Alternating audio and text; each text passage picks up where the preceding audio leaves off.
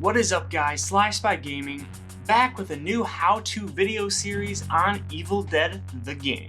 In this video, I'll be showing you all of the characters that you can unlock and how to unlock them in Evil Dead the game. If this video does help you guys out, make sure that you hit that like and subscribe button, as I'll be dropping tons more videos in the future. So most of the characters that you can unlock, at least currently, are from the Ash vs. the Evil Dead television series, with the exception being Lord Arthur from the Army of Darkness movie. I highly recommend trying to unlock these characters as soon as possible, as each has unique abilities, skill trees, and buffs which make each character that you play as a relatively unique experience for you and your team. I'll be going in order of how to unlock them and what each individual character brings to the table, so if you are looking for a specific character, make sure that you check out those timestamps below and skip ahead to whichever character that you're looking for. So, the first character that you will be able to unlock is Ash Williams from Ash vs. the Evil Dead, aka Old Ash. He is a leader class, which means he'll be able to provide buffs to himself and others around him. Another unique bonus for leader characters is that they are slightly more resistant to fear than any other classes. Old Ash's active ability allows him to cause an explosion, which reduces the enemy's balance bar, allowing you to perform your finishing move. The other passive skills that you can unlock are El Jefe, which reduces damage and fear for survivors within range, Old Friend, which allows you to start the match with a chainsaw, and El Jefe Grande, which is essentially the same as El Jefe, but the effects are boosted upon finishers or dismemberments. To unlock Old Ash, you have to complete the first mission, which is titled If You Love Someone, Set Them Free with a Chainsaw. The next character that you can unlock is Amanda Fisher. This is another character from Ash vs. the Evil Dead, and while she didn't stick around for too long, she still managed to make her way into the roster of characters for the game. Amanda is a hunter class, which means ranged.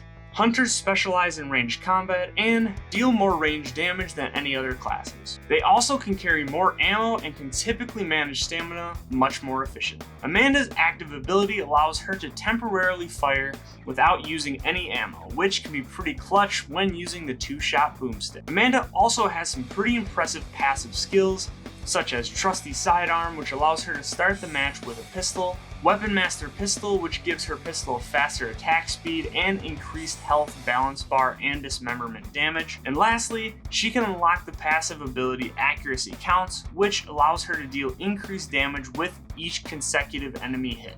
You can unlock Amanda after completing the mission, Kill 'Em All. The third unlockable character that you can attain is another Ash vs. the Evil Dead character, Pablo. Pablo is a support class character, which if you've ever played any other game, supports are pretty synonymous with being the help you out and that's about it classes in other games. That is still pretty accurate description for Evil Dead as well, as they are pretty useful at healing and buffing other characters. Support characters not only start the match with Shemp's Cola and an amulet, but once used, your teammates will also gain the effects of that item. Pablo's active ability allows him to create an amulet that is then dropped on the ground.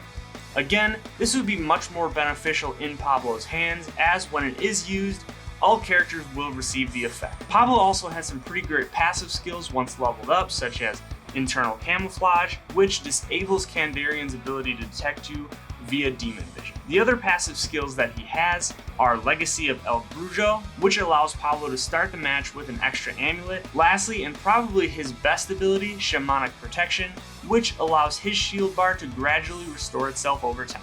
You can unlock Pablo after completing the mission, it's not gonna let us go. The final unlockable character, at least at the time of this video, is Lord Arthur from the Army of Darkness. Arthur also falls into the leader class, which grants him the same leader class bonuses that I discussed earlier in the video.